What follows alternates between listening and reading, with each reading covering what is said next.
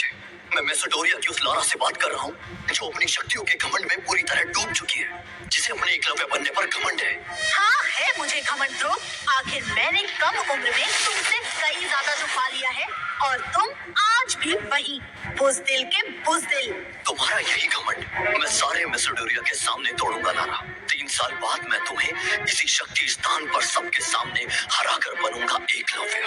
आज भरे दरबार में शौर्य दल के होने वाले लीडर ध्रुव का भरी सभा में उसकी होने वाली बीवी लारा ने अपमान किया, क्योंकि आज भी ध्रुव 9वें सितारे की शक्ति पाने में असफल था और उसी के चलते लारा ने कमजोर ध्रुव से रिश्ता तोड़ने की बात की।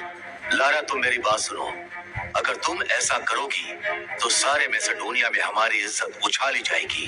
ध्रुव के पिता मैं तुम्हारे साथ सिर्फ एक रात की शादी करूंगा। मैं तुम्हारे साथ सिर्फ एक रात की शादी करूंगा और शादी के दूसरे ही दिन। जुबान संभाल कर ध्रुव, जानते नहीं तुम किससे बात कर रहे हो। पता है मुझे, मैं मेसेडोरिया की उस लारा से बात कर रहा हूँ जो अपनी शक्तियों के घमंड में पूरी तरह डूब चुकी है, जिसे अपने एकलव्य बनने पर घमंड है। हाँ है मुझे घमंड ध्रुव। आखिर मैंने कम उम्र में तुमसे कई ज्यादा जो पा लिया है और तुम आज भी वही बुज़दिल के बुज़दिल। तुम्हारा यही घमंड मैं सारे मेसेडोरिया के सामने तोड़ूंगा लारा। 3 साल बाद मैं तुम्हें इसी शक्ति स्थान पर सबके सामने हराकर बनूंगा एकलव्य। आज भरे दरबार में शौर्य दल के होने वाले लीडर ध्रुव का भरी सभा में उसकी होने वाली बीवी लारा ने अपमान किया, क्योंकि आज भी ध्रुव 9वें सितारे की शक्ति पाने में असफल था और उसी के चलते लारा ने कमजोर ध्रुव से रिश्ता तोड़ने की बात की। लारा तुम मेरी बात सुनो, अगर तुम ऐसा करोगी तो सारे मैसेडोनिया में हमारी इज्जत उछाली जाएगी। ध्रुव के पिता अरेंद्र ने लारा के सामने हाथ जोड़ते हुए उससे अपना ये रुख बदलने को कहा, पर गुस्से और अहंकार में चूर लारा ने ध्रुव के पिता अरेंद्र का भी भरी सभा में अपमान किया। राजा अरेंद्र, आपके इस कमजोर बेटे ध्रुव में कमजोरी का कारण भी आप ही हैं और ये मत भूलिए कि ध्रुव की माँ के साथ जो कुछ भी हुआ उसके जिम्मेदार भी आप हैं। जैसे ही लारा ने ध्रुव की माँ का नाम भरी सभा में उछाला, गुस्से में आए ध्रुव ने अपने हाथों में अग्नि की ज्वाला को प्रकट करके लारा के ऊपर हमला किया, पर लारा ध्रुव से इतनी ताकतवर थी कि उसने ध्रुव के हमले को सहजता से निपटा दिया। वो देख सारा दरबार फिर से ध्रुव पर हंसने लगा। लो, ये लड़का कमजोर ही रहेगा, लगता है इसके साथ भी वही होगा जो इसकी माँ के साथ हुआ था। दरबार में हो रहे अपमान से खफा होकर ध्रुव वहाँ से चला गया, पर जाते जाते उसने लारा को 3 साल बाद मुकाबला करने की धमकी दे डाली। लेकिन सबको पता था जो ध्रुव इतने सालों में कुछ नहीं कर पाया, वो 3 सालों में क्या करेगा। माँ, कहाँ हो माँ? मुझे तुम्हारी जरूरत है माँ। ध्रुव मैसेडोनिया के उस शमशान में खड़ा था जहां उसकी मां को दफनाया गया था। उस शमशान में बिना इजाजत के जाना खतरे से खाली नहीं था, क्योंकि मैसेडोनिया के लोगों का कहना था कि वहां काले प्रेतों का निवास है। शमशान में हुए कई हादसे काफी डरावने थे, पर ध्रुव आज खुद को रोक नहीं पाया था और दरबार में हुए अपमान को याद कर वो अपनी माँ की कब्र पर जाकर रोने लगा। माँ, मुझे इतना कमजोर बनाना था तो मुझे जन्म ही क्यों दिया? क्यों पैदा होते मुझे मार नहीं दिया? क्यों मार क्यों? ध्रुव के लिए एकलव्य बनना बहुत ही जरूरी था, क्योंकि इस बात से उसके पिता और शौर्य दल का सम्मान जुड़ा था और अब तो उसके साथ के बच्चे भी काफी शक्तिशाली बन चुके थे। माँ, जवाब दो माँ। ध्रुव जैसे जैसे अपनी माँ को पुकारता गया, वैसे वैसे उसकी उंगलियों में पहनी अंगूठी ने अपना रंग बदलना शुरू कर दिया। वो अंगूठी ध्रुव की माँ की आखिरी निशानी थी। इतना ही नहीं, अब शमशान का माहौल भी बदलने लग गया था।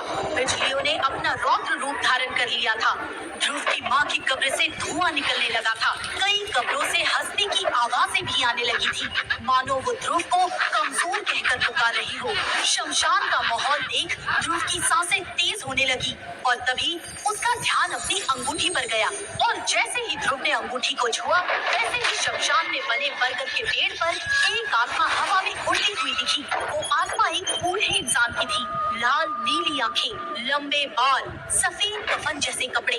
ध्रुव सामने का नजारा देख पूरी तरह डर गया। मेरे नजदीक मत आना, मैं तुम्हें मार दूंगा। ध्रुव ने डर के मारे कई शक्तियों का हमला उस आत्मा पर किया, पर सब हमले कमजोर पड़ गए। आखिरकार वो आत्मा ध्रुव के नजदीक आकर खड़ी हो गई और उसने ध्रुव को हवा में उड़ा दिया। छोड़ो मुझे, मैं कहता हूँ छोड़ो। ध्रुव चिल्लाता रहा और वो आत्मा हंसती रही। तभी ध्रुव की नजर उस आत्मा के गले में लटके ताबीज पर गई। ये ताबीज तो सबसे शक्तिशाली योद्धा की निशानी है। ये तुम्हारे पास कैसे आई? उस आत्मा ने हंसते हुए ध्रुव से कहा, ये ताबीज तुम्हारी माँ की वजह से ही मेरे पास आया। क्या तुम मेरी माँ को जानते थे? क्या हुआ था उनके साथ, मुझे बताओ। माँ का नाम सुनते ही ध्रुव शांत हो गया। तभी उस आत्मा ने अपना परिचय देते हुए कहा, मेरा नाम विदुर है और मैं कई वर्षों से तुम्हारी इस अंगूठी में रह रहा था और तुम्हारी माँ की मृत्यु का कारण मैं जानता हूँ और ये भी जानता हूँ कि तुम्हें एकलव्य बनकर तुम्हारी होने वाली बीवी लारा के साथ मुकाबला करना है।